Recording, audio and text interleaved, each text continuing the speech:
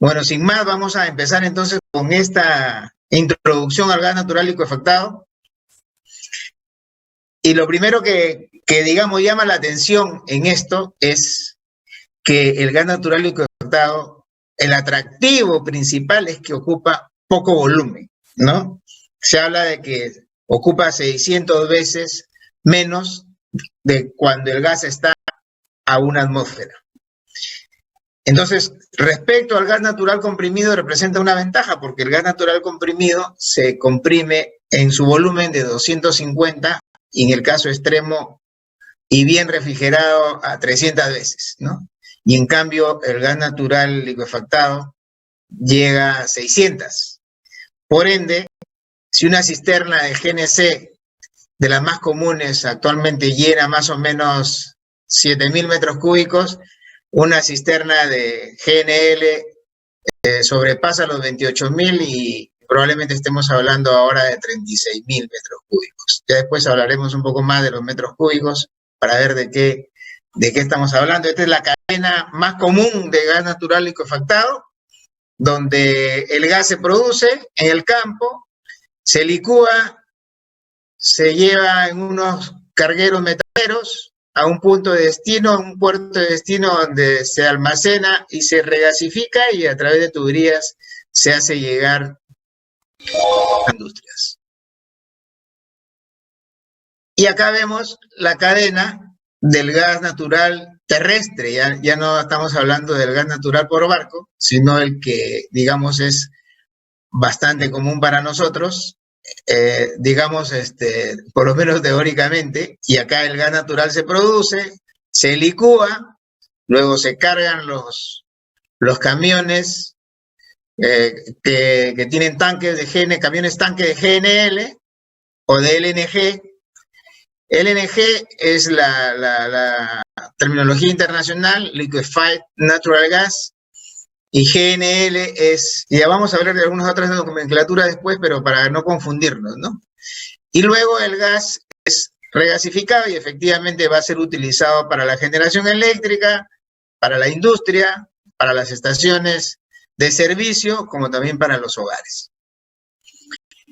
A nivel internacional, el gas natural licuado es importante, efectivamente, es muy importante, porque representa aproximadamente 11% del comercio mundial de gas natural, ¿no? O sea, el comercio mundial está dominado por gasoductos, pero también el GNL tiene una porción ahí, ¿no? Es muy importante porque significa que tenemos ya un antecedente muy bueno, que es el que permite que la seguridad, digamos, del GNL se ha demostrado, y eso, digamos, es un aval fundamental para que se continúe desarrollando esta industria, ¿no? Donde los productores, que acá se denominan exportadores, el principal es Qatar, está Australia, y ahora Estados Unidos ha entrado con fuerza, ¿no? En las nuevas estadísticas aparecerá ese valor. Y los usuarios, que son en este caso los importadores, destaca pues Japón, ¿no? Japón, que no tiene ni petróleo ni gas, es uno de los principales consumidores. China desde hace tiempo que decidió que quería gas natural, y el que mediante GNL. Aquí vamos a mirar un poquito un video chiquito de 2 minutos y medio, donde se explica, está en inglés, ¿no? Pero ustedes van a ver que gráficamente es relativamente sencillo de reconocer. Si hay alguna cosita ahí, yo les voy a de repente puntualizar.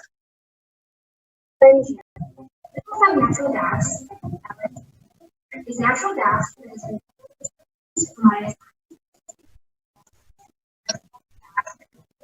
transportation purposes.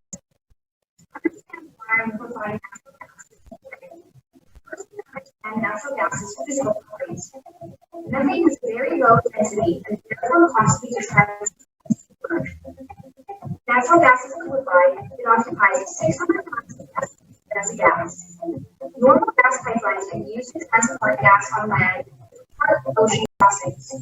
However, long distances and overseas transport of natural gas via pipeline is not economically feasible. Liquefying natural gas makes it possible to transport gas where pipelines cannot be built, for example, across the ocean. Four main elements of the LNG value chain are 1. Exploration and production, 2. Liquefaction, 3. Shipping, 4. Storage and regasification. At the receiving terminal, LNG is unloaded and stored before being regasified and transported by pipe to the end users. The demand for LNG is rising in markets with limited domestic gas production or pipeline imports. This increase is primarily from growing Asian economies, particularly driven by their desire for cleaner fuels and by the shutdown of refueling power plants.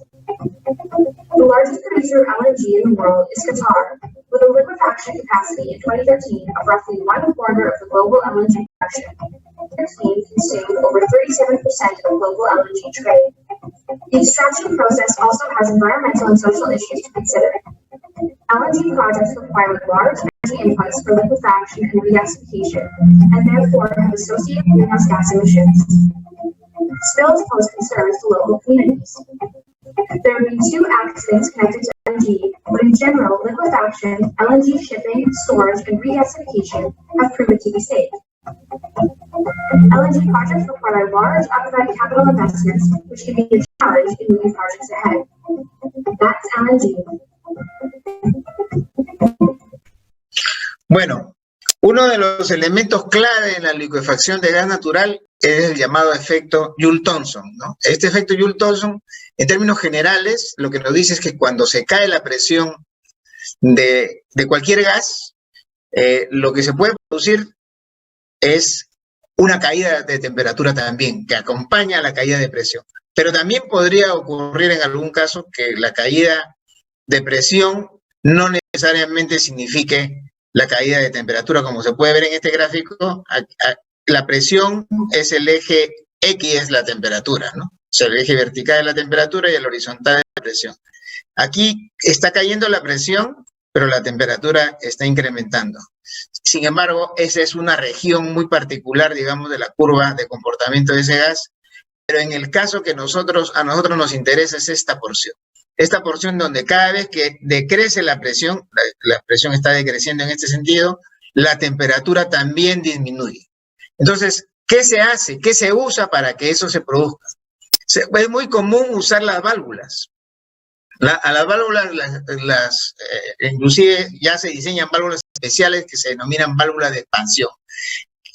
Pero uno puede probarlo con cualquier válvula, por si acaso. O sea, ustedes estrangulan una válvula y automáticamente la presión del fluido, del gas, por ejemplo, si estamos hablando de gas natural, decae, y al decaer esa presión, decae la temperatura. Entonces, por ejemplo, si tienen una válvula que está conectada, que está con el gas a 250 bares en una estación, y le podemos poner hacia el lado, digamos, automáticamente reducimos la válvula, baja la presión, y lo que va a ocurrir es un enfriamiento automático.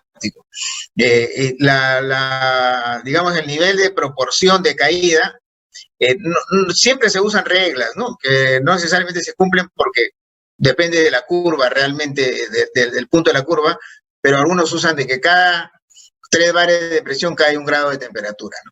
Entonces, cada vez que hablemos de una válvula de expansión, significa que ahí se va a producir una caída de presión y se va a producir también una caída de temperatura. Otros ya usan otros elementos de expansión. Una turbina también es un elemento de expansión, porque ahí lo que va a producirse es una caída de presión, pero en el caso de la turbina se va a obtener a cambio energía eléctrica. Entonces, la valvulita para nosotros va a significar una expansión y una caída de temperatura. Eso hay que grabárselo, ¿no? Ahora, que es el elemento que vamos a licuar, digamos, tenemos que mirarlo ahora con otros ojos, porque siempre decimos, sí, que el metano es el principal constituyente y demás. Vayamos un poco más allá, ¿no? Efectivamente, el metano es el que domina para que pueda llamarse gas natural, ¿no? Así que este es el clave. Luego viene el etano, que es uno de los componentes usuales dentro del gas natural cuando sale del campo, y es el hidrocarburo que le llaman el petroquímico, porque del etano sale el etileno, del etileno sale el propileno, el polietileno, es decir, todos los plásticos. Así que es muy reconocido por eso. Luego, hasta aquí, miren, el metano tiene un solo carbono, el etano tiene 2 carbonos, y aquí llegamos a propano y butano, que tienen 3 y 4 carbonos respectivamente. Estos dos hidrocarburos son conocidos nuestros, los vemos en las cocinas, y son los que conforman el GLP. Pero cuando el hidrocarburo ya tiene más de 5 carbonos, lo que empieza a ocurrir es que si el gas natural, estando en estado gaseoso, contiene todos estos elementos que miramos en esta especie de gota inversa o especie de llama, lo que vamos a ver es que temperatura ambiente pasan al estado líquido y se les conoce como gasolina natural, ¿no?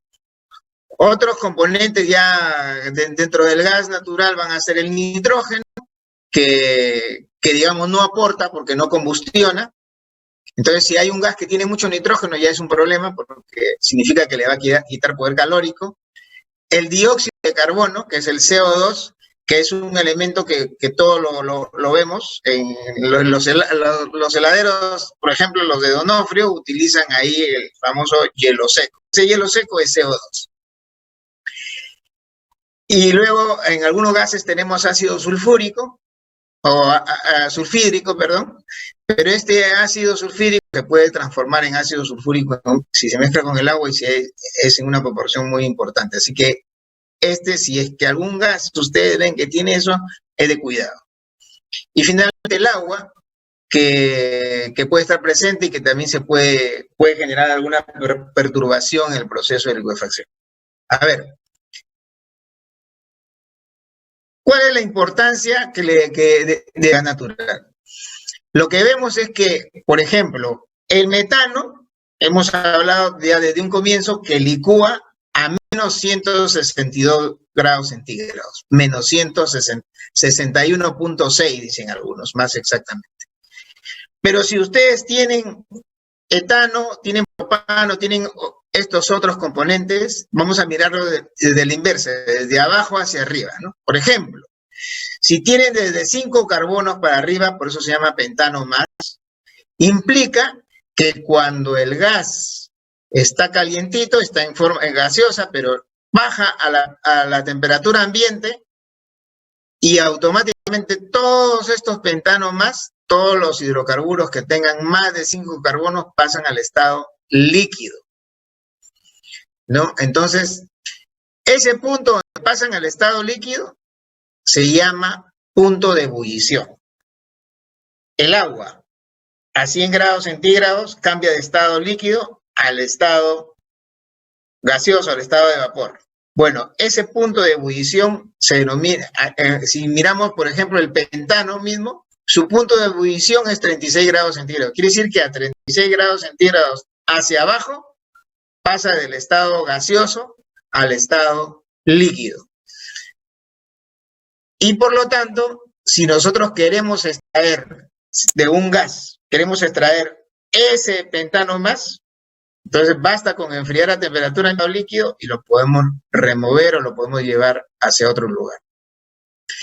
Luego tenemos el propano y butano, ¿no? El butano a 0 grados centígrados ya pasó al estado líquido, o sea, a la temperatura en la cual el agua se convierte en hielo, el butano licúa. Y se necesita todavía una temperatura más baja para poder pasar al estado líquido al propano, ¿no? Se necesitan menos 42 grados centígrados. Entonces, ¿qué es lo que ocurre? Y si necesitamos nosotros bajar aún más, extraer el etano, bajamos a menos 87 grados centígrados. Lo que quería decirles es que, por ejemplo, en Camisea, el Camisea tiene todo esto. El gas de Camisea tiene todos esos componentes. Tiene pentano más, butano, propano, etano y, por supuesto, el principal componente es metano, ¿no? Entonces, como en Camisea se necesita, para poder hacer un transporte económico y efectivo, separar los líquidos del gas natural, lo que se hace es, primero, un primer enfriamiento permite retirar todos estos pentanos más.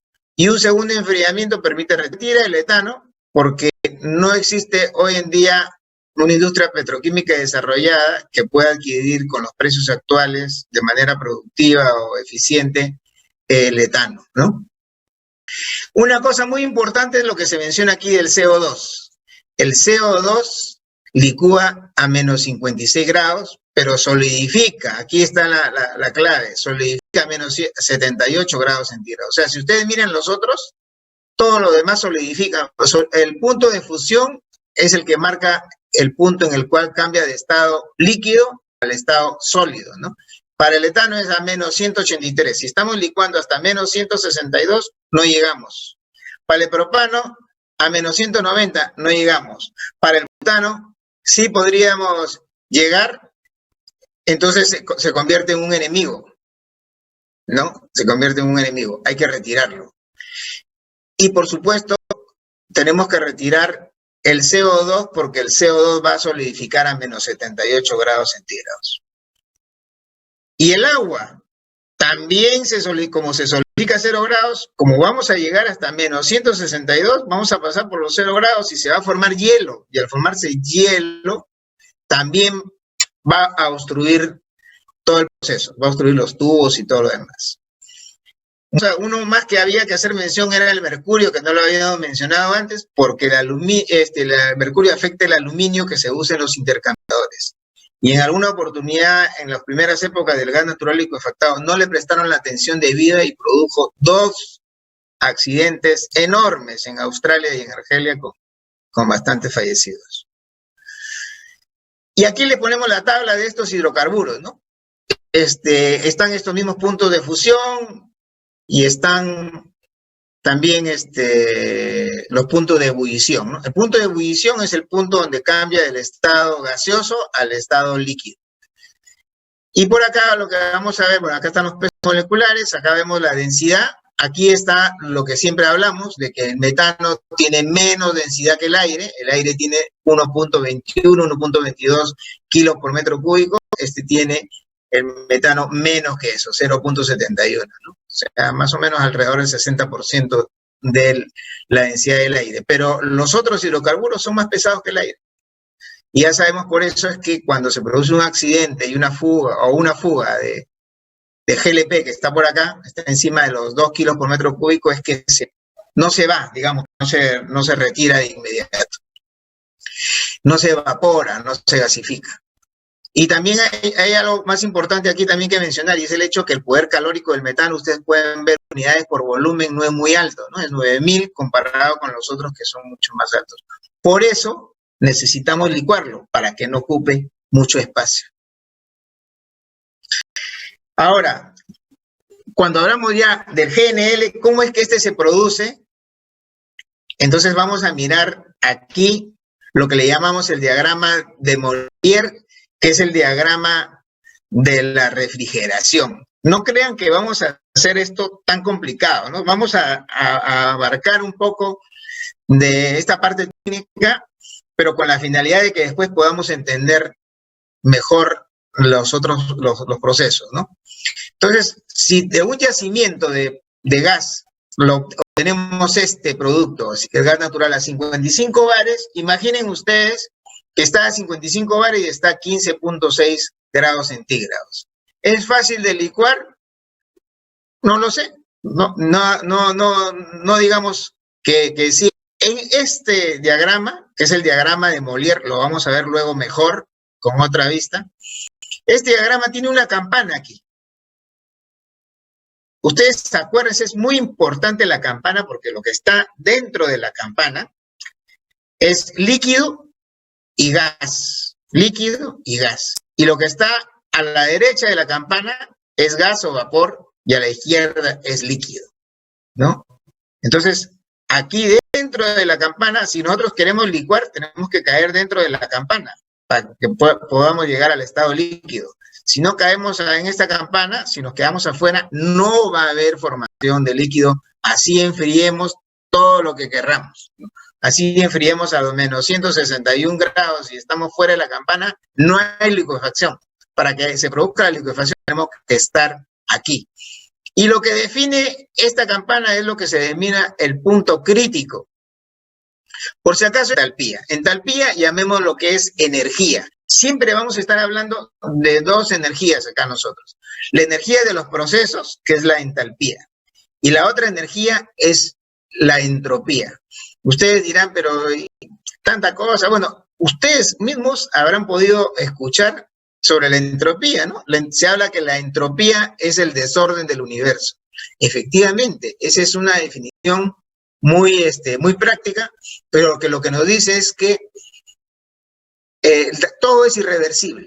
Esa es la otra forma de decirlo. Es una ley de la termodinámica, es la segunda ley. Y lo que para nosotros significa en la vida práctica es que nunca la eficiencia es 100%. Siempre se va a ir una pequeña, vamos a tener una pérdida. Puede ser pequeña, puede ser grande. Entonces, ¿quién nos dice cuán ineficiente es un proceso? La entropía. Si hay mucha entropía, si hay mucho desorden, significa que estamos perdiendo la batalla de la eficiencia. Y si nosotros tenemos un buen control de la entropía, vamos a tener eficiencia. Pero al margen de eso, el otro elemento que necesitamos definir es la entalpía, que es la energía de los procesos. Entonces, todos los que trabajan con refrigeración siempre van a mirar esta curva pH, ¿no? Y esta campana que está aquí, que es donde está el líquido con vapor. Entonces, digamos, si tenemos del yacimiento 55 bares y decimos, le vamos a bajar hasta un bar, ¿no? Porque hasta un bar es que se va a producir la licuefacción. Está a 15.5 grados, digamos, y hagamos el esfuerzo. Y listo. ¿Qué pasó? No se llegó a la menos 162 grados. Solamente bajó 27.8 grados. Eso no es suficiente y como ustedes pueden ver, está fuera de la campana, ahí no hay licuefacción. Entonces, ¿qué hizo Linde? Dijo, hagamos algo más interesante. Enfriemos, el gas está aquí en el punto 1, aquí lo estamos recibiendo igual que en el otro caso, pero él dice, enfriémoslo. Y después que lo enfriamos, ahí le aplicamos la válvula. ¿Recuerdan que hablamos de la válvula de expansión? Que ahí se produce el efecto Joule-Thomson y ahí se cae la temperatura. Vamos a obtener la licuefacción. Y a esto que ustedes ven a la derecha como una campana, y que la vamos a mirar ahorita mejor, físicamente, ¿cómo se expresa? Aquí está, entra el gas natural en el punto 1, pasa por este intercambiador que hay aquí de calor, o sea, alguien viene y le da una ayudadita y lo enfría. Eso es lo que ustedes ven en el gráfico de la derecha, de 1 a 2. Ven esa ayudita de ese intercambiador. Y luego, ahí viene la válvula de expansión, ¿no? Hemos dicho, la válvula de expansión produce la caída de presión y automáticamente se produce la caída de temperatura. Cayó la temperatura y entró a este tanque. En este tanque, ¿qué hay? Está lo que hay en la campana. En la campana, ¿qué hay? Líquido y gas. Aquí hay líquido y hay gas. O sea, no es que la licuefacción es un proceso donde yo he hecho gas y sale líquido. Y ya está. No. Vamos a ver que aquí se ha formado líquido, pero en este recipiente hay una mezcla de líquido con vapor. Y por supuesto el líquido lo vamos a extraer de la parte inferior y el vapor que sale en el punto 5 sale frío. Es un vapor que ya está un poquito más caliente seguro que el líquido que está en la parte inferior y se va a seguir calentando, pero todavía es frío. Y como es frío, ese es el calor, ese frío que hemos aprovechado para que en la entrada se enfríe el gas natural. Y como ya está frío y queremos después volver a meterlo dentro de la corriente del gas, tenemos que comprimirlo, lo comprimimos. Pero cuando uno comprime, ¿qué se produce? Calor. Cuando uno comprime, se produce calor. Así cuando se descomprime, se produce frío. Cuando uno comprime, se produce calor. Entonces, ¿qué se hace aquí? Se le enfría para que pueda entrar a las condiciones en las que está el gas natural de entrada. Si lo queremos mirar ahora de otra manera, este mismo ciclo, miren ustedes, aquí les estoy mostrando este mismo ciclo que hemos visto hace un momento. En el punto 1 baja la temperatura al punto 2, luego aquí se produce la expansión, líquido y gas. Entonces, si una parte de este líquido gas va a ir hacia la derecha, o sea, va a ir hacia la zona de vapor, ¿no? Y va a ayudar a enfriar ese gas y se va a meter dentro de la corriente. Pero acá, del punto 3 al punto 4, lo que vamos a ver es el gas, el líquido que ya pasa a consolidarse como tal, ¿no? Esto mismo es lo que está acá. Entonces, este diagrama de refrigeración es el diagrama de Molière. Un profesor alemán, Molière, fue el que lo diseñó. Y entonces, si miramos acá con mayor detalle, lo que vamos a ver es que estas líneas rojas son las líneas, dice, de entropía. Y las líneas azules son las líneas de temperatura. Entonces aquí, digamos que hacen como si no se produjera nada de pérdida de energía, por eso es que se puede producir este proceso de 6 a 7, ¿no? Pero arrancamos aquí otra vez, ¿no? Del punto 1, entra el gas natural, se enfría, las líneas azules, estas casi verticales, que sí, estas son las líneas de temperatura, ¿no? Y les pongo aquí rápidamente, esta línea es de 200 grados, 150 grados centígrados, 100, 50, 0 grados centígrados, menos 50, menos 100. Son todas estas curvas que hay acá. Entonces, cuando está pasando del punto 1, que más o menos está a unos 25 grados o 20 grados centígrados, entonces lo vamos no, en ese creo que estaba, decían ahí 15.6 grados, ¿no? Entonces, se enfría y llega hasta menos, esta línea sería más o menos menos 70 grados, y luego le aplica Joule-Thomson. Y el Joule-Thomson lo lleva hasta los menos 162 grados, y aquí ya quedó a un bar, o sea, la presión atmosférica, y luego una porción la sacamos para ayudar a enfriar el gas. Esa porción luego se presuriza y sigue el ciclo, ¿no? Y la otra, el líquido, va saliendo acá de 4 a 3.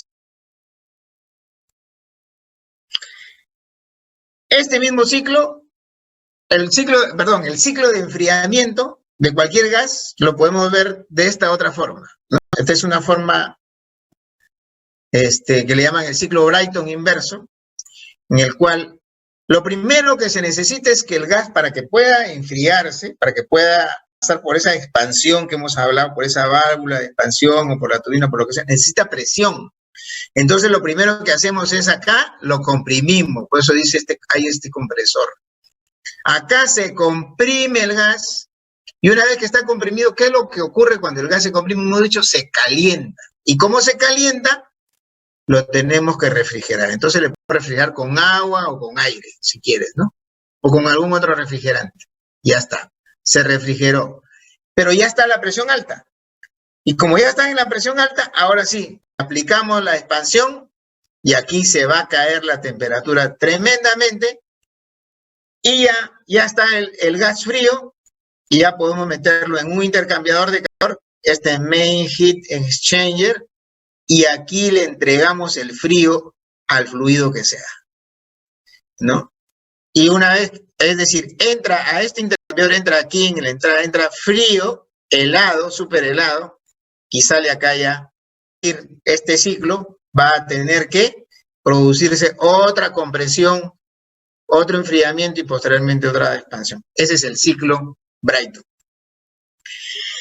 Este mismo ciclo, pero lo vamos a utilizar ahora porque ya queremos hacer un ciclo más eficiente del gas natural. Entonces, lo que hacemos es, otra vez entra el gas y se encuentra otra vez otra ayuda acá. Alguien lo está enfriando en la entrada. ¿Quién es? El refrigerante R2. ¿Cuál es el R2? El amoníaco. Entonces, aquí hay un ciclo igualito que el que hemos visto Brayton inverso ahorita. Se comprime el gas, ¿no? Se enfría, luego pasa por la expansión, o sea, baja temperaturas extremas, menos 35, menos 80 grados centígrados, y luego vuelve al ciclo cerrado. Pero en el camino va entregando su frío por aquí y va entregando su frío acá. O sea, este gas se encuentra con este frío primero.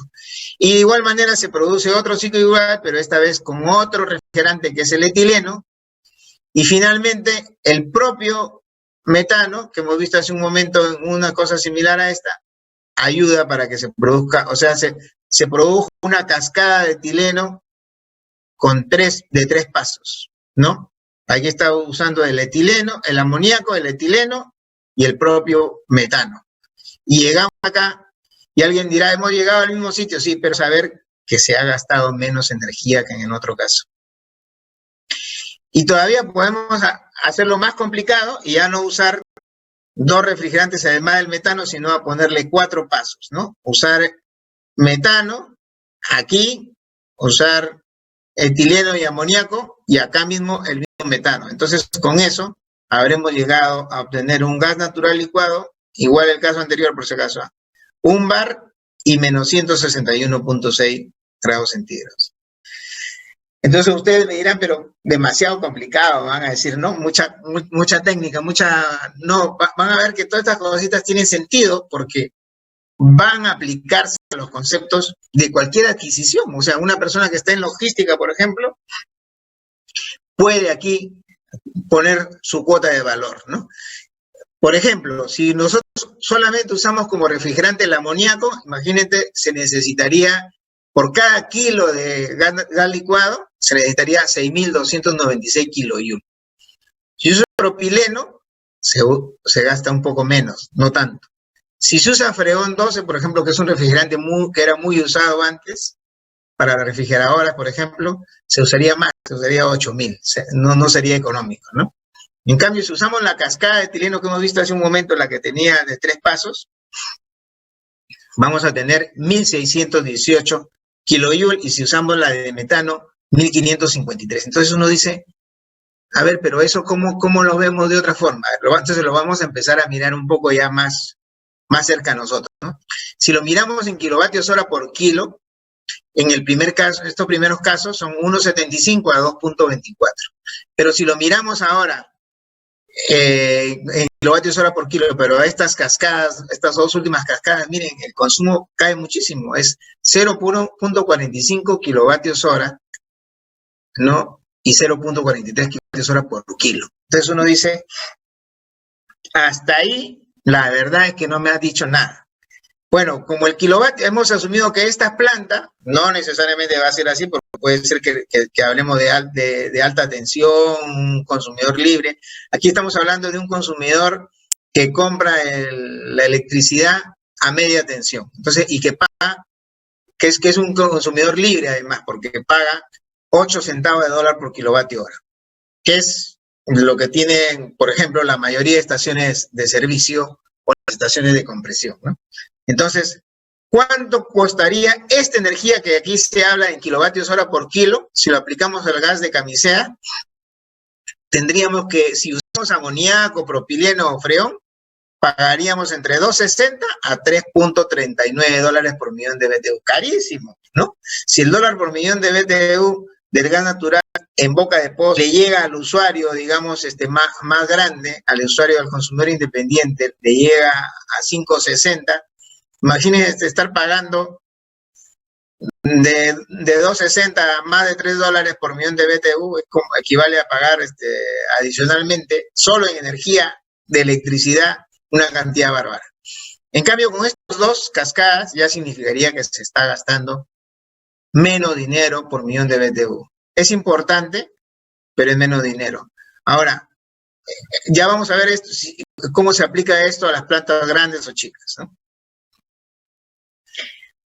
Ahora, el gas natural de Lima, digamos, ya viene procesado, es el que viene de camisea, y ya se le ha retirado el propano, el butano, los líquidos. O sea, quedó prácticamente metano y etano. Entonces, ¿qué pasa con ese gas natural? No vamos a necesitar extraerle líquidos. Pero si vamos a los gases del norte, por ejemplo, del Perú, ahí vamos, estos hidrocarburos, estos gases, normalmente sí tienen algún componente hidrocarburo líquido. Y podría ser que alguien diga, pero ¿y le puedo extraer esos líquidos que trae ahí? ¿Hay una forma de hacerlo? Sí. Bueno, yo le decía de que el CO2 es dañino, entonces lo primero que se hace antes de entrar a la licuefacción del gas es extraerle el CO2. Y si tiene ácido sulfídrico, también, ¿no? Luego hay que sacarle el agua, por eso dice acá hay que deshidratarlo, se retire el agua. Y finalmente, también con estas bajas temperaturas se permite extraerle los líquidos del gas natural. Por si acaso, tengan cuidado con las siglas, ¿no? NGL, como esto está en inglés, dice Natural Gas Liquids. Son los líquidos que están presentes en el gas natural. No es gas natural licuado, ¿no?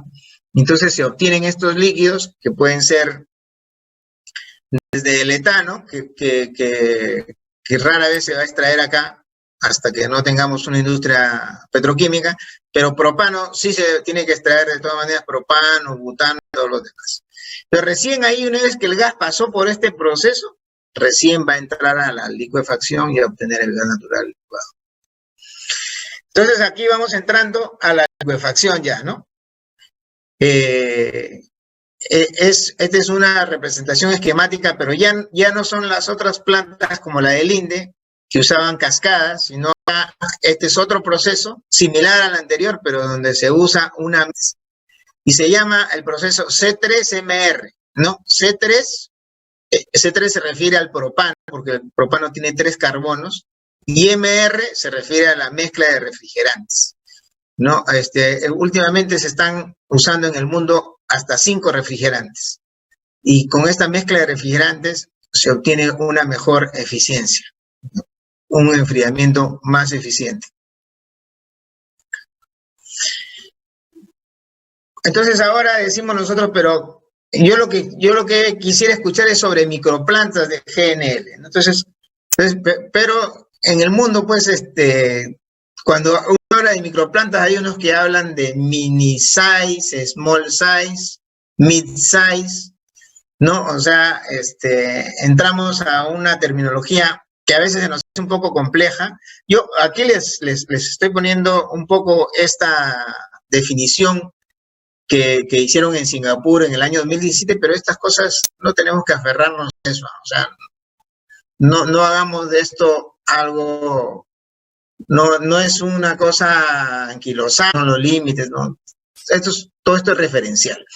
Ahora, cuando hablamos de una planta de licuefacción, nos hablan de 3 a 7 millones de toneladas por año. Para eso son las plantas grandes, ¿no? Ustedes me van a decir, pero ya hablaste en metros cúbicos, ahora me hablas de toneladas por año. Y encima, después me hablas en las mini size y las otras en toneladas por día. Bueno, me van a decir, oye, Walter Cornejo, tú no te pones de acuerdo, ¿qué quieres hablar, no? Entonces vamos a entrar un poquito en detalle. De paso, que nos informamos algo, porque hablamos de pies cúbicos, hablamos de metros cúbicos, y en este caso hablamos de toneladas. Entonces tratemos de hacer algo con las unidades, ¿no? Entonces, digamos aquí que, primero, la densidad del gas natural se mide normalmente en términos relativos, de 0,56 a 0,62. Cuando se habla en términos relativos, ¿respecto de quién? Porque cuando algo es relativo respecto a, por ejemplo, si dicen el petróleo, su densidad relativa es 0,80, ¿es relativa a quién? Al agua. Cuando hablamos de gas natural, ¿es relativa a quién? Al aire. Entonces significa de que esta densidad relativa es 0,56 a 0,62. La densidad relativa no tiene unidades. Y la densidad del aire es aproximadamente a condiciones atmosféricas 1.21 o 1.22 kilos por metro cúbico. Entonces, cuando queremos obtener la densidad absoluta del gas, multiplicamos este 0,56 por este 1.21 y nos va a dar 0,68. Entonces, el rango de la densidad absoluta del gas es más o menos entre 0,68 a 0,73, ¿no? Ahora, una tonelada, ¿cuántos metros cúbicos trae? De la densidad que tenga el gas, entre 1470 a 1370. Podríamos, si queremos redondear, hasta 1500 metros cúbicos una tonelada, ¿no? Pero hablamos aquí de metros cúbicos. Y los metros cúbicos en realidad cuando están comprimidos pueden contener y tienen de hecho mucho mayor energía que cuando están descomprimidos. Acá cuando se habla de 1 metro cúbico, se habla de 1 metro cúbico descomprimido. Es 1 metro cúbico que está a 1 atmósfera y está a 15.5 grados centígrados. Entonces, ¿qué pasa cuando el gas está comprimido y se quiere medir? Entonces el gas pasa por un medidor y pasa al costado por una unidad que le llaman unidad correctora. Entonces todo ese gas que está presurizado lo convierte en gas despresurizado y obtiene estos metros cúbicos estándares. Sobre esto seguramente en un curso de gas natural podemos tratar con mayor amplitud. Entonces, cuando se hablan acá de las mini size, primero para empezar, las grandes plantas, las de 3 a 7 millones de toneladas, le hemos puesto de este rango de 3 a 7 en términos de toneladas por día. Entonces son de 8.000 a 20.000 toneladas por día. Y entonces decimos nosotros, pero ¿y cómo las toneladas las convertimos en metros cúbicos? Ya hemos visto acá está la densidad, una tonelada, 1.470, 1.200 metros cúbicos. Hacemos la conversión y la convertimos en metros cúbicos. 35.351 o 315 debería ser pies cúbicos, ¿no? Entonces, con esto, lo que vamos a obtener es que cuando se hablan estas plantas de 3 a 7 pies cúbicos, 400 a 1.000 millones de pies cúbicos por día. Como referencia, la demanda de todo el Perú en este momento de gas natural es de 750 millones de pies cúbicos por día, ¿no? Y el gas de exportación que tiene la planta Melchorita es de 600 millones de pies cúbicos por día, o sea, está exactamente dentro de este rango. Las plantas mini size de 20 a 100 toneladas, entonces hemos marcado el 100 toneladas, ¿qué significa? 100 es más o menos 5 millones de pies cúbicos por día. Small size, hasta 500 toneladas. 500 toneladas es 25, o sea que la mini size es menos de 5 millones, la otra es entre 5 y 25 millones. Y la otra será de 50 millones de pies cúbicos. Como digo, no nos aferremos a eso, es una referencia, pero era una oportunidad para explicar un poco las equivalencias, ¿no? Entonces, ahora lo que quisiéramos ver es esta microplanta, esta es cortesía de CosmoDyn, una planta de GNL, de microplanta de GNL, que además tiene un refrigerante. Corriente del gas, ingresa el gas. ¿A dónde ingresa el gas aquí? Al 1. ¿Qué es el 1? Dice, amina un separador del CO2. O sea, aquí se le retira el CO2 al gas. Ahora se produce un calentamiento y entra a otro proceso. ¿Qué es este proceso? Dice cama de absorción. ¿Qué le van a quitar aquí? El agua. Aquí lo deshidratan.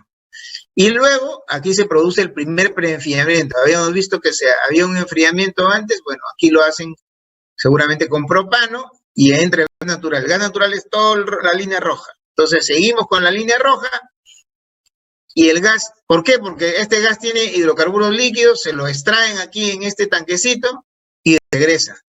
Y vuelve a entrar ahí sale ya en forma de gas natural licuado. Pero acá, ¿qué es eso? Se está produciendo este cambio. Esto se llama el cold box o la caja fría, ¿no? El cold box o la caja fría es un gran intercambiador de calor donde alguien le está entregando su frío al gas para que el gas cambie de estado. ¿Quién es ese alguien? Aquí está con líneas azules. Esta planta de CosmoDyn es una planta que utiliza como refrigerante el nitrógeno. Entonces el nitrógeno se comprime. Hemos visto que la clave para que se pueda producir el frío es la presión. Entonces aquí se comprime el gas, ¿no? Y luego acá se expansiona. Acá son como las válvulas. Se expansiona y ya entra helado y súper helado el gas nitrógeno y produce, en esta caja fría, le entrega su frío al gas natural y produce la licuefacción. Esa es una microplanta usando nitrógeno. Ahora, ¿qué factores son los factores que inciden de manera significativa en los costos de la licuefacción? Este es un caso en Australia de una planta grande, porque es de 10.000 millones de BTU por día. Entonces, O sea, una planta más o menos de 10 millones de pies cúbicos por día. Acá lo que dice es esto, y lo vamos a mirarlo como algo un poco peruano. A ver, ¿qué pasa si nos entregan gas? Alguien dice, mira, yo soy el productor o soy el concesionario de gas y te lo puedo entregar a 40 bares. Si me lo entregan en 40, se va a ubicar acá en esta zona intermedia. Y yo ya sé cuánto va a consumir en términos de millones de BTU de GNL, ¿no? Pero ¿qué pasa si el productor, por ejemplo, un productor me dice, no te puedo entregar a 40 bares, te voy a entregar a 20? Entonces, si me lo entregan a 20 bar, yo sé que voy a tener que consumir más energía. Entonces, la importancia de la presión de entrega para mí es grande, porque va a determinar mis costos de licuefacción. Lo mismo es con la temperatura, ¿no? Si me entregan a una temperatura muy alta, porque me dicen, mira, no, yo no te la puedo entregar muy baja, te la voy a entregar a 40 bares, porque estoy comprimiendo el gas para entregártelo a esa presión. Entonces, mis costos van a ser más altos.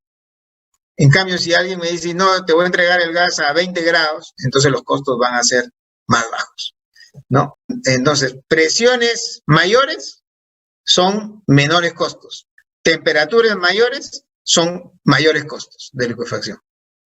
Y acá está el efecto combinado de presión y temperatura. Bueno, es lo mismo puesto en una tabla integrada. Ahora, cuando nosotros queremos adquirir una planta, ahora últimamente nos están diciendo, oye, tú mucho hablas de que el menos 162 grados centígrados. Menos 162 grados centígrados es muy caro, van a decir, viejito. Tienes que ponerte en sintonía con la época. Hoy ya no se licúa a presión atmosférica, se licúa a una presión más alta. ¿Por qué? Porque si licúas a una presión más alta, lo que vas a tener es que la caída de temperatura va a ser menor, pero estás dentro de la campana. Y si estás dentro de la campana, entonces tienes líquido y gas. Y si ya tienes el estado líquido, ¿cuál es tu problema? ¿No? Y efectivamente, a la derecha ustedes pueden ver una tabla donde están que a un bar la temperatura de licuefacción es menos 161.52 grados centígrados, pero si se licúa, digamos, a 3.25 bar, ya la temperatura no tiene que ser tan baja. Basta con llegar a menos 145 grados. O sea, el esfuerzo por llegar a 162, evidentemente que es mayor que cuando llegas a menos 145. Entonces, ¿qué hacemos? Licuamos a menos 145 y eso, ¿qué implicancia va a tener? Que va a haber menos consumo eléctrico.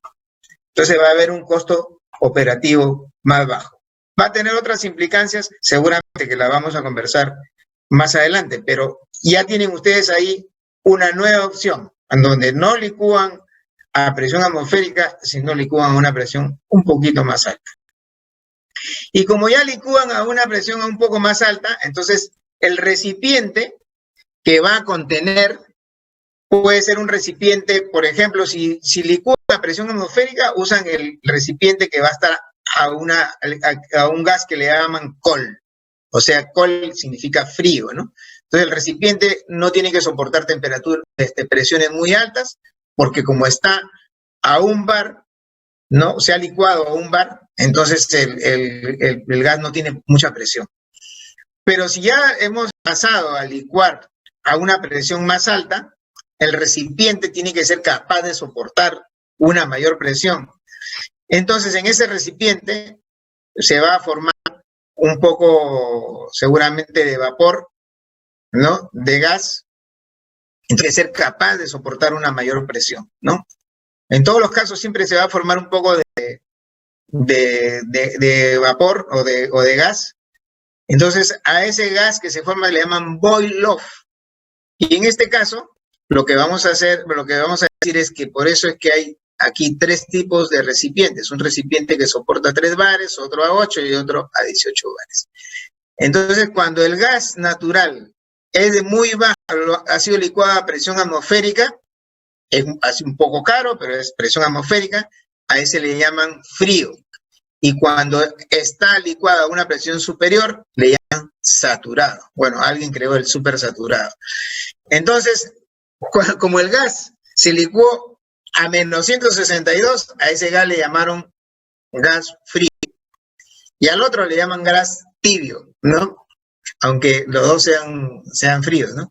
Entonces, al gas de menos 162 le llaman gas azul y al otro le llaman verde. Entonces, hay estaciones de servicio en Estados Unidos que tienen dos tipos, frío y gas azul, ¿no? En el caso del gas, perdón, gas azul y gas verde, ¿no? Entonces, en el caso del gas verde, es muy usado en los vehículos que utilizan motores Otto, ¿no? Porque para el proceso de llenado inclusive, pueden utilizar la propia presión que genera el gas natural por no estar tan frío para poder hacer la transferencia, ¿no?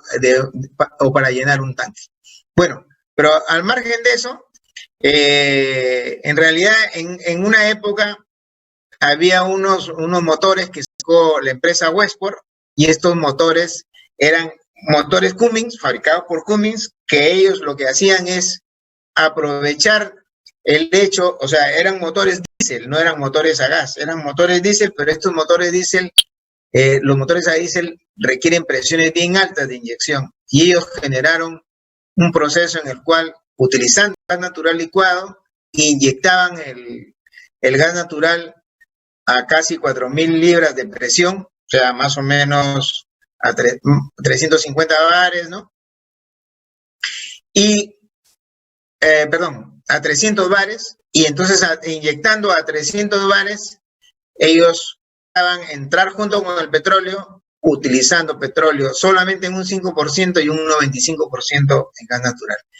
Pero esos motores hace tiempo ya se descontinuaron y por eso yo creo que hoy debe estar más difundido el gas verde que el otro gas, ¿no? Pero debe de haber todavía algún nivel de utilización de uso. Ahora, actualmente la tecnología Westport la maneja Volvo, por ejemplo, y entonces vamos a tener que convivir con esos dos tipos de tecnología y seguramente en la elección de qué vamos a hacer, cómo vamos a licuar el gas, tenemos que tener en cuenta estos factores. Otro factor que ha aparecido y que ustedes también van a decir, ¿y esto de acá para qué me traes este problema? Mezcla de refrigerantes. También viene a ustedes un proveedor de gas, ¿no? Y les va a decir, señores, les traigo una planta más eficiente. ¿Por qué? Porque usa mezcla de refrigerantes. Porque si utilizara solo nitrógeno, el consumo eléctrico es más alto que si usan mezcla de refrigerantes. Y en efecto uno dice, ¿y cuál es la explicación de eso? Bueno, la explicación de eso está acá, en una curva de presión y temperatura, donde lo que se dice es que para incrementar la presión, ponemos dos fluidos, así, los más sencillos. El nitrógeno, cuando se comprime el nitrógeno, se calienta más que el metano. Y por lo tanto, cuando se necesita enfriar ese nitrógeno, se va a tener que gastar más que cuando se necesita enfriar el metano. Y por supuesto, cuando se habla de mezcla de refrigerantes, se habla, pues, como hemos visto hace un rato, de etileno, también se considera el propano, el propio metano y otros hidrocarburos que se utilizan para estos procesos, ¿no? El propentano, se usan estos, pero tienen esta misma característica de que su curva está más abajo del nitrógeno. Y por lo tanto, en esta mezcla de refrigerantes lo que se va a lograr es un consumo eléctrico más bajo. Así que tengan en cuenta esa oferta. Ahora, sí hay que tomar en cuenta esto también, ¿no? Lamentablemente, a veces en el país no podemos aprovechar todas las mejoras. ¿Por qué no las podemos aprovechar? Porque imaginen ustedes que a veces para poder importar helio, nos tomamos por alguna razón 2-3 meses. Entonces, algunos de estos refrigerantes no en el país. Entonces, si hay que importarlos, y demoran mucho su entrada. No es en cantidades grandes, en cantidades pequeñas, ¿no?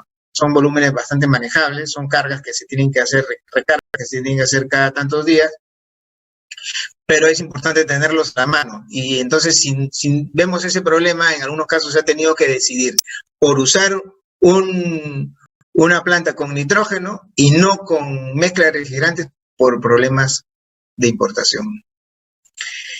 Y aquí apareció una novedad que a mí me pareció interesante, digamos, que compartirla con ustedes, que es el gas natural licuado presurizado, ¿no? El GNL presurizado o Pressurized LNG.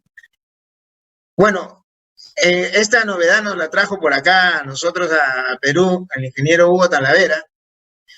El ingeniero Hugo Talavera trabaja en Ocinermin, por si acaso es un ingeniero que hizo este trabajo hace algunos años, muy interesante. Y aquí nuevamente les presento el diagrama de Mollier. En este diagrama yo le he modificado un poquito, pero lo que quiero expresar es la idea, ¿no? que trasunta bajo este proceso de PLNG o GNLP, ¿no? Y es que uno puede recibir el gas, digamos, del productor o del concesionario, y lo recibe a esta presión de 40 bares. Aquí hay 40 bares.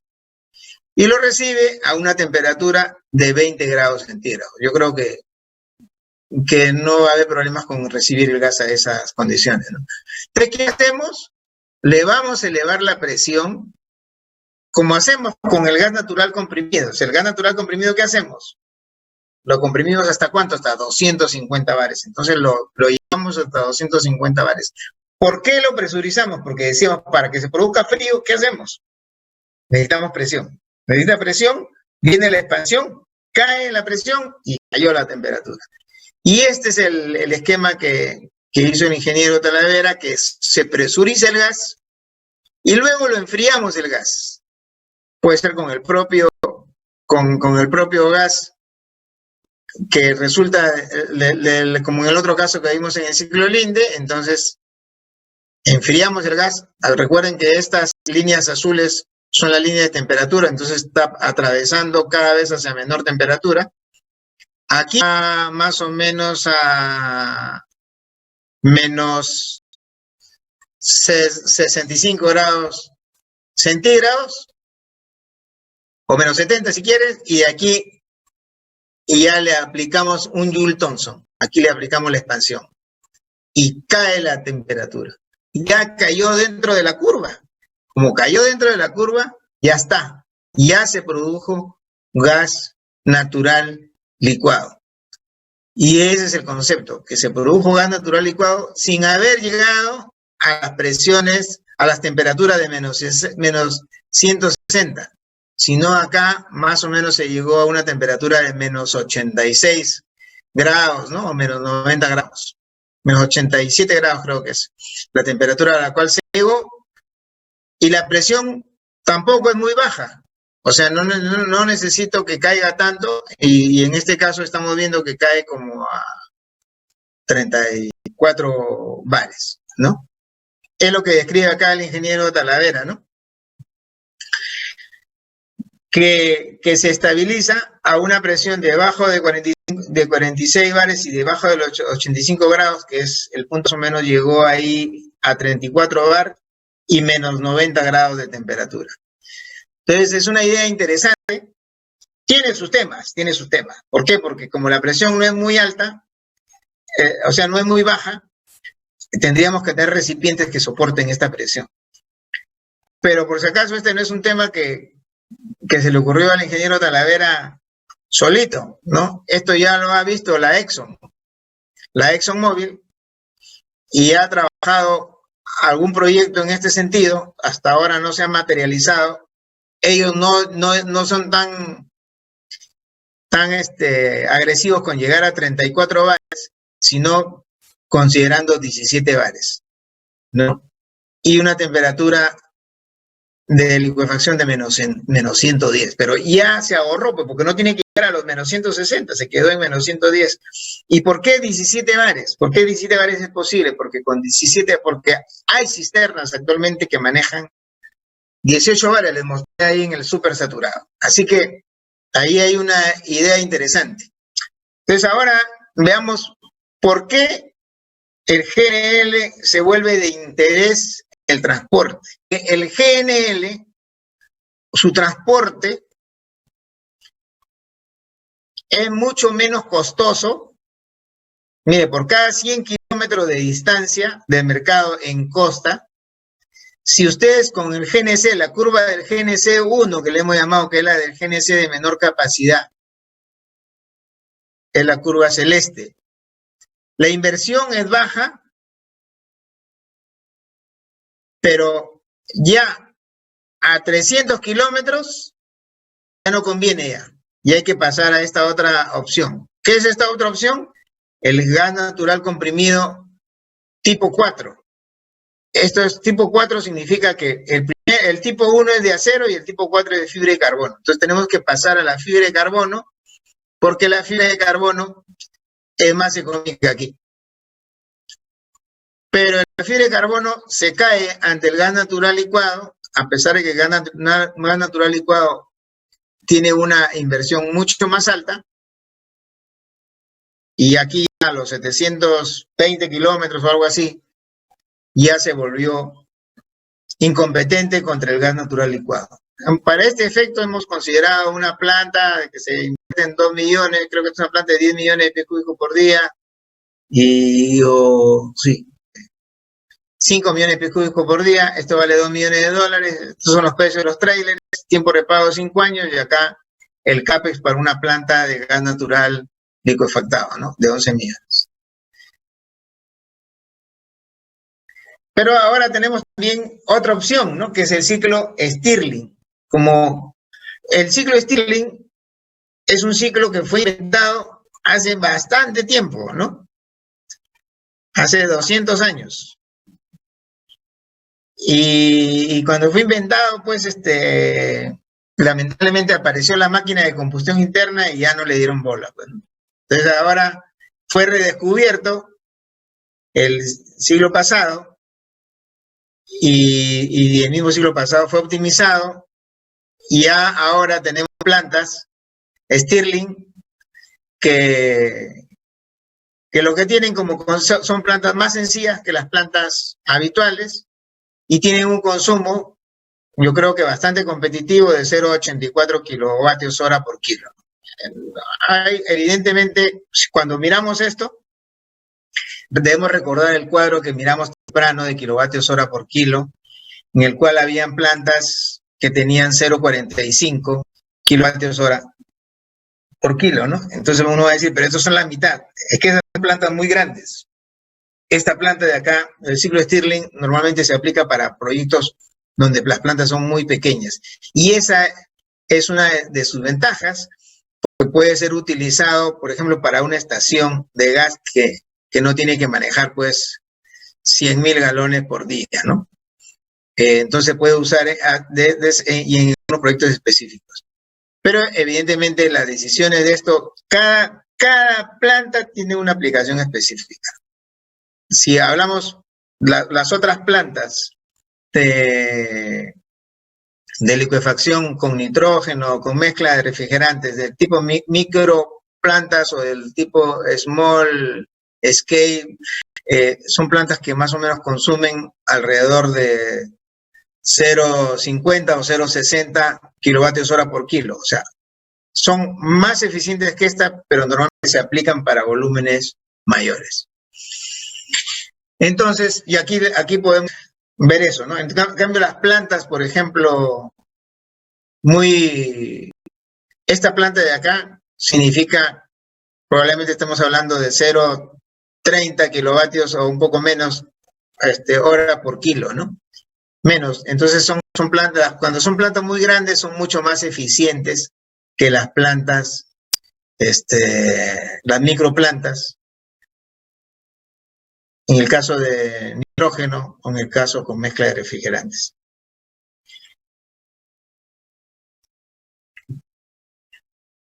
Y aquí tenemos, por ejemplo, el GNL por carretera.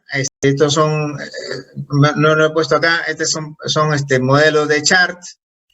Hoy hay otras marcas que tienen tráileres de GNL. Este tráiler, por ejemplo, 12.700 es de 12.700 galones, ¿no? Y el de 16.300 es 61.702 litros, ¿no? Entonces, cuando hablamos de galones y queremos hacer las conversiones, deberíamos más o menos asumir que un galón de GNL nos da 2.2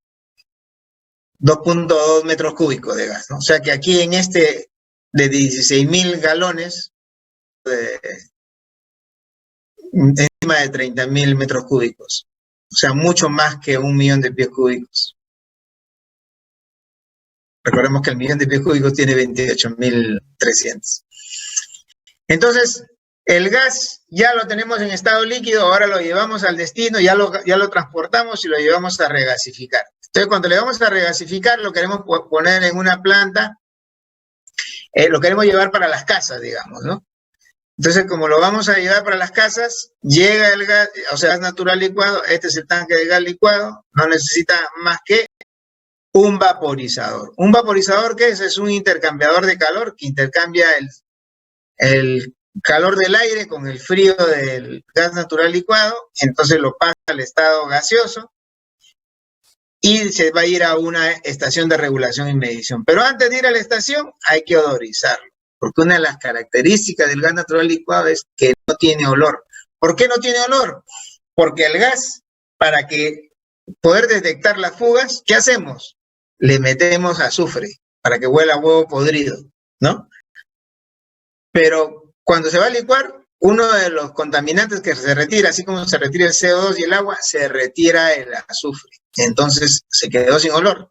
Entonces, como lo vamos a meter a una red de casas, de industrias, ¿no? Entonces vamos a tener que odorizarlo. Si lo queremos usar en estaciones de lámina, sí. En estaciones de servicio, lo que va a pasar con el gas, no sé si es que en la siguiente, aquí está. Lo que tenemos que hacer es, del tanque de gas licuado, le vamos a poner una bomba. ¿Para qué le ponemos esta bomba? Para elevarle la presión. No. Este no es el caso. Este caso es de frente, le vamos a usar la bomba para llenar al dispensador de gas natural licuado y esto llega y se va de frente al tanque. Este es el tanque del vehículo. Acá no hay un paso intermedio. Este es el paso intermedio, ya veis. Entonces, este es el normal. Yo recibo GNL, gas natural licuado, uso mi bomba para impulsar el gas nada más y llevárselo al dispensador y cargo mi vehículo con GNL y el vehículo más bien tiene su propio intercambiador de calor, ¿no? Donde el gas se le da la presión que necesita, de acuerdo al motor que tiene, y ya está. Pero existe otra opción intermedia, y es que en la estación yo tenga gas natural comprimido, o sea, el que hoy día le llamamos GNV acá, ¿no? Entonces, lo que hacemos es, del tanque, lo pasamos por una bomba, pero que le va a levantar la presión.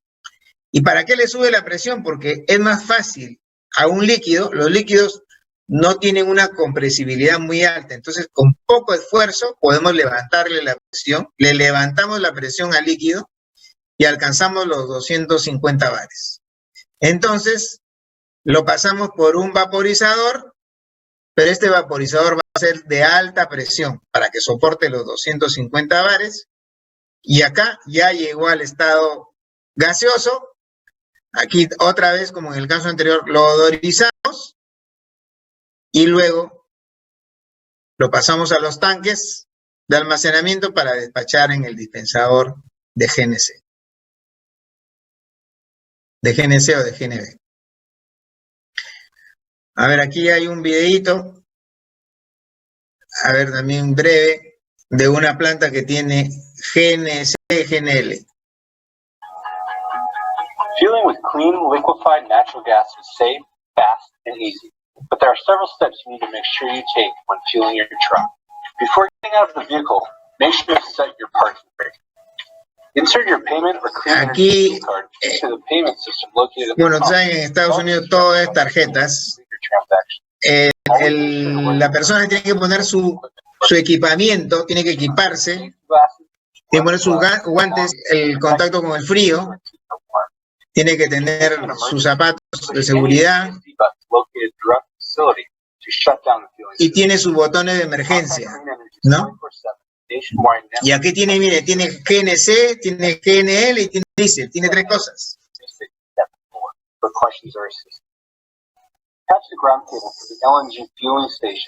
Muy bien, aquí lo primero que hace es poner la toma de tierra. Y luego va con aire comprimido, va a limpiar las boquillas, limpia todas las boquillas antes de hacer cualquier cosa, le elimina los restos de escarcha, qué sé yo. Y pone primero, pone 2 mangueras, hace 2 conexiones, una de líquido y una de vapor del gas. Porque cuando se produce el llenado, se va a producir vapor, hay que recuperarlo. Estas cargas son muy rápidas, normalmente duran 2-3 minutos. En estos países se usa el galón equivalente de gas o el galón equivalente de diésel, ¿no? El galón equivalente de gasolina o el galón equivalente de diésel.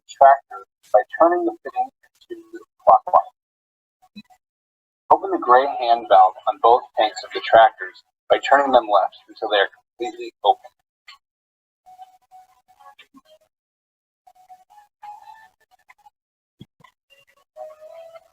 Aquí ha recuperado vapor. Once the pump is stopped, press the red stop button and slowly remove the fuel nozzle from the tractor tank receptacle and return the nozzle to the holder. Remove the ground clamp from the tractor fuel step and secure the clamp to the LNG fueling station. Bueno, ya You are now done fueling terminó. your LNG truck. Es otra cosa, ¿no? Que en estos países está el autoservicio, ¿no? Cosa que no funciona acá. Y entonces, lo que vamos a encontrar es que en algunos mercados donde se usa el gas natural licuefactado, ¿no? Finalmente se puede transportar en barcos o en camiones, ¿no? O sea, en algunos países, ¿no? Nosotros estamos todavía en la etapa de los barcos, por un lado, con una planta muy grande que es la planta de Melchorita, y de camiones por otro lado, que son las plantas de GNL, que, bueno, en este caso de la misma Melchorita se está sacando para el transporte nacional, ¿no? Entonces, de alguna manera se está aplicando este abastecimiento mixto. Entonces, acá hay un ejemplo de plantas en un mercado donde hay diferentes tamaños, ¿no? Y tenemos por barco y tenemos por camión y tenemos también plantas más pequeñas.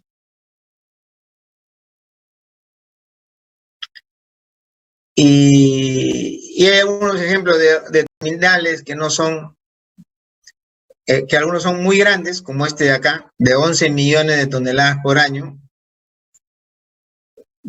Recuerden que hemos visto eso, y acá es una que es la cuarta parte de la anterior, ¿no?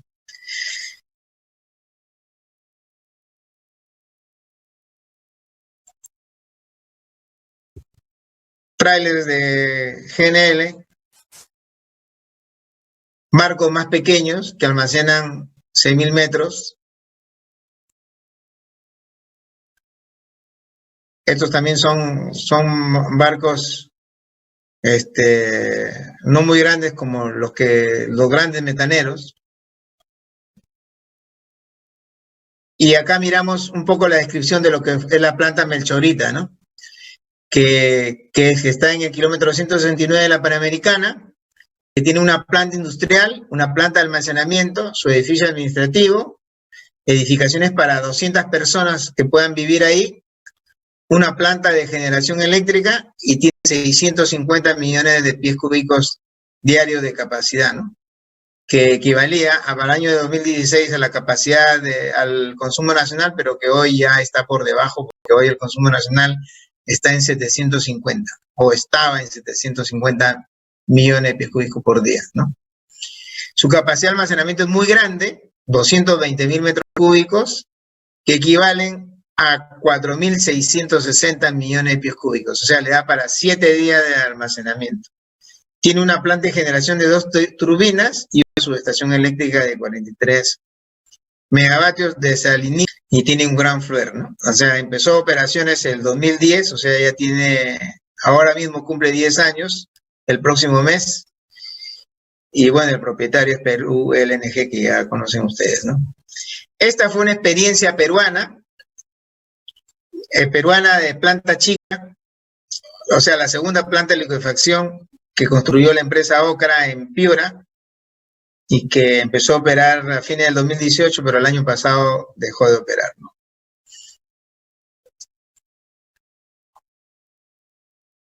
Ahora, aquí hay algunas características del gas natural respecto de los otros combustibles, ¿no?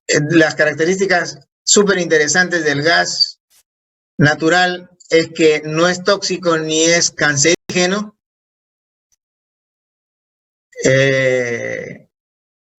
La otra es que su grado de inflamabilidad es más bajo que otros. O sea, ¿por qué? Porque su porcentaje, su rango de inflamabilidad en el aire requiere mayor concentración. Es decir, para la gasolina se requiere 1.3% de vapor de gasolina en el aire y ya está, ya es 2. Con 2% de concentración en el aire ya es inflamable y en el gas natural necesita 5%.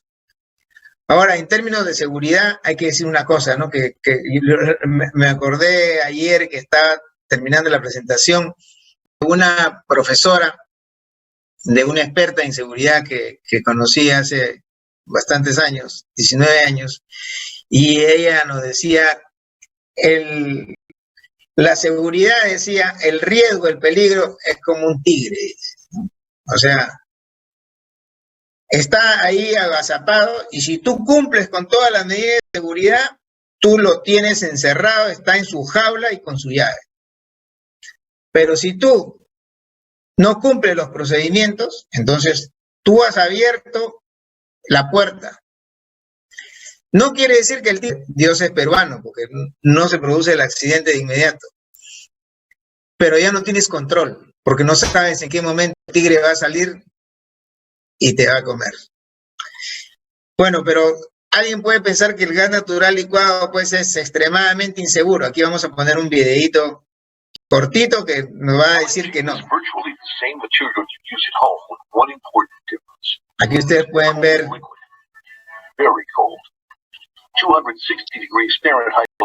los menos 162 grados centígrados.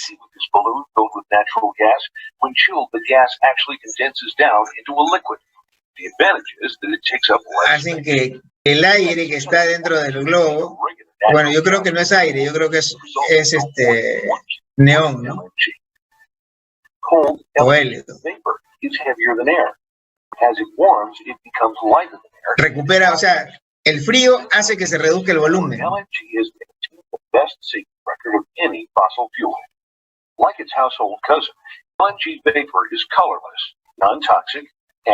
es tóxico. El gas natural no es tóxico.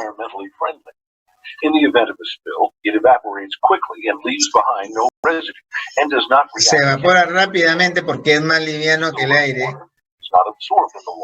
Y la otra es que no se mezcla con el agua. A veces hemos escuchado por ahí algunos inventos que ustedes pueden verlo. And an LNG terminal will not create the confined space. Another safety feature is that LNG does not itself burn. The vapors will burn only when mixed with air and then only with a lazy flame. Lo que dice es que lo que produce es una llama floja, ¿no? Una llama suave. From other gas fuels such as propane and gasoline, which are highly flammable. As LNG further mixes with air, the mixture becomes too lean to burn. This is called the low flammable limit. Now, it's important to understand natural gas will burn.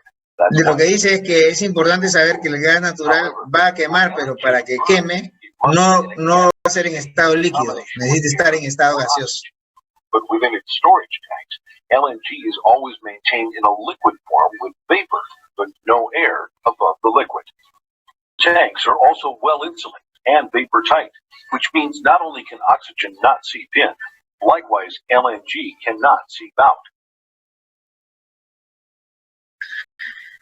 Bueno, uno de los fenómenos que es un riesgo latente es este que se llama el bleve, ¿no? Podría producirse con GNL, ¿no? Que es una expansión inmediata, ¿no?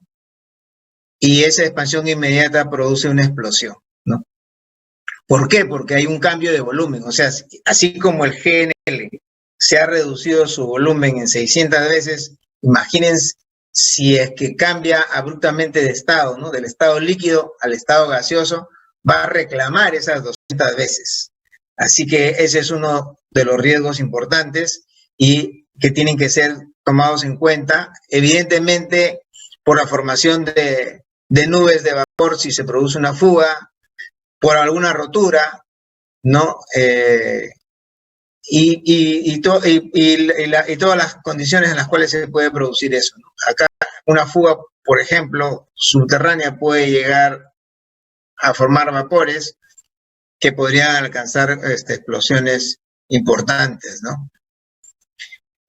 Un derrame en el mar, hay tanto metanero, también podría generar de todo, ¿no? Asfixia, quemadura, daño criogénico al barco, porque el gas es frío. O sea, recordemos que si usted, por ejemplo, agarra un hielo y lo pone en la mano un buen rato, se quema, ¿no? Definitivamente el contacto con eso es frío. Y aparte de este fenómeno, ya están los otros de que se va formando concentraciones, y esas concentraciones son las que pueden generar las explosiones, ¿no? Las explosiones, los incendios, hay que tener en cuenta el desprendimiento de mangueras, ¿no? Por eso es que hemos visto un procedimiento en el cual está muy establecido y a pesar de que en estas estaciones de Estados Unidos no hay un despachador, no es que se produzcan accidentes todos los días de desprendimiento de mangueras, ¿no? Los sismos generan problemas fuertes, porque generan mayores fugas, pueden generar incendios, explosiones, y también un personal insuficientemente preparado, ¿no? Que no detecte las fallas a tiempo o que incumpla. Ese es uno de los temas importantísimos que hay que considerar, ¿no? O sea, uno de los grandes problemas que tenemos nosotros en el Perú es que tenemos personal a nuestro cargo o personal bajo cargo de las empresas que están en el rubro y que no está suficientemente preparado y que no gastamos la plata en prepararlo. ¿Por qué? Porque decimos, no, él hace una actividad menor. Y he visto casos, ¿no? Se han visto casos de accidentes, por ejemplo, de carreteras, se produce un choque, un vehículo grande choca a un tráiler de GNC y el tráiler de GNC se produce, digamos, una rotura por ahí, un escape. ¿Qué hace el chofer? Se fuga, se va y se escapa, porque tiene miedo, porque no conoce, pero no conoce por su culpa o no conoce porque no le hemos explicado. Tengamos en cuenta esas cosas también, ¿no? Y tenemos que tener en cuenta, pues, que cada uno de estos riesgos potenciales que hay tiene medida de mitigación. Por ejemplo, los bleves, estos que hemos hablado hace un momento, tenemos que tener sistema de enfriamiento, válvula de seguridad en número suficiente para poder aliviar la presión y permitir que vaya saliendo. El gas va saliendo, se va quemando y no se produce el bleve, ¿no? Y sistema de contraincendio que permitan enfriar lo máximo posible. Por eso es que, miren, en GLP, los requerimientos de agua son abundantes, porque en esos tanques se prevé que un bleve efectivamente significa ese cambio instantáneo de volumen, porque cambió de estado, que es lo que hay que evitar, que cambie de estado. para evitar las fugas, ¿qué tenemos que hacer? Materiales, equipos certificados, no se puede comprar cosas chichas, ¿no? Las empresas de construcción y operación tienen que estar calificadas, no pueden trabajar empresas que no conocen, ¿no? Porque no le van a dar la importancia debida. La supervisión tiene que ser especializada y tiene que haber en el área, por ejemplo, una planta de liquefacción, área de contención y área de dispersión. Área de contención es lo que impide que se vaya a extender el GNL, que vaya más allá.